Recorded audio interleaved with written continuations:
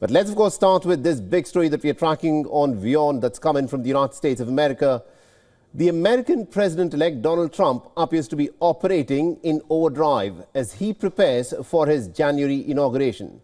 Now, following his appointments of family members and also close associates to key positions, a move that some are calling is the march of the Trump family. He is now fully embracing the power that comes with his new role, enjoying the perks without yet facing the responsibilities. In fact, some say that Donald Trump at this moment is running a parallel White House in the United States. Now, since his victory in last month's election, Trump has been much more in the spotlight than Joe Biden, making it easy to mistake him for the current president. He has taken charge of shaping future foreign policy, dominated world leaders during a trip to Paris, and has attracted tech moguls who are eager to pay their respect. In the latest, in a press conference at his Mar-a-Lago resort in Florida, Trump said that Turkey is the key player in Syria's future and that it will hold the key to what happens in Syria, where the rebels have toppled the government of Bashar al-Assad earlier in the month. Well, nobody knows what the final outcome is going to be in the region. You know, nobody knows who really the final.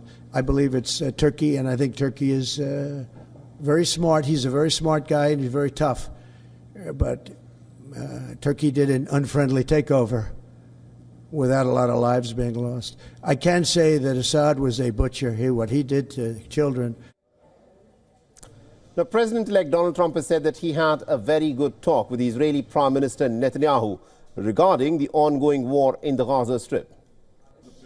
Now, Trump also reiterated his warning that all hell is, of course, going to break loose if Hamas were to fail to release the hostages by the 20th of January, the day he assumes office. On Bibi, we had a very good talk. We discussed what is going to happen, and I'll be very available on January 20th, and we'll see. As you know, I gave warning that if these hostages aren't back home by that date, all hell's going to break out, and very strong. Well, they're going to have to determine what that means, but it means it won't be pleasant.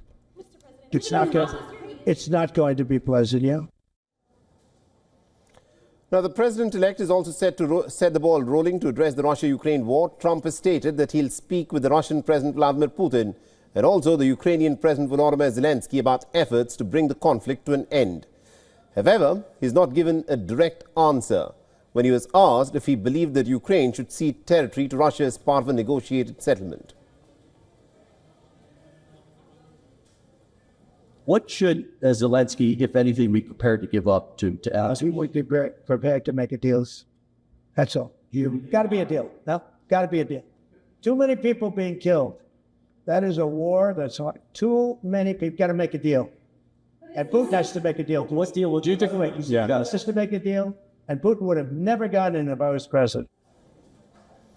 Now, Trump's focus extended beyond the two ongoing wars as he also had a few words about the Chinese-owned social media app TikTok. Now, earlier this year, President Joe Biden signed a bill requiring TikTok's Chinese parent company, the ByteDance, to sell the app by the 19th of January. Take a look at TikTok. You know, I have a warm spot in my heart for TikTok because I won youth by 34 points. And there are those that say that TikTok has something to do with that. Now, Trump is clearly enjoying himself, but the question, of course, remains, how long will the good times last once he takes office and steps out of his post-victory bubble? The reality of a divided and a dangerous world may, of course, hit him pretty hard. For now, though, the U.S. president-elect can still, at this moment, still call the shots without still being completely responsible for what's happening.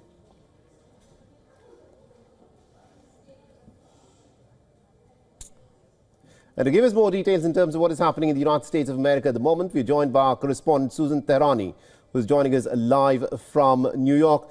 Susan, this of course is a question that a lot of people in America must be wondering about. Donald Trump will take charge in January, but even before he steps into the White House, the perception that is now doing the rounds is that Donald Trump is running a parallel White House and is calling the shots. What's being reported within the United States of America? Why is it that the Biden administration seems to have faded almost out of public imagination?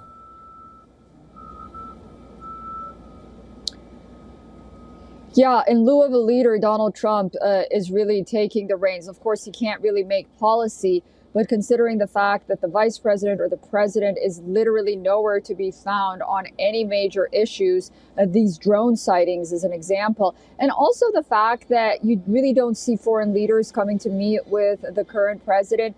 They are often seen going to Mar-a-Lago, from Justin Trudeau to the Japanese minister yesterday that came to Mar-a-Lago. It just appears that the world stage is set for Donald Trump to continue, America's leadership. So that's one aspect of it. Another aspect of it is, Donald Trump is available to the media, and he talks to the media, and he gives updates about his plans and policies. And I think that's another reason too. But the main reason right now is that the White House is just very mum on most issues that are happening around the world, whether we want to hear from the president regarding what's happening in Syria, in the Middle East, Ukraine, Russia, but also here inside the United States as well. So it's something that many Americans appreciate.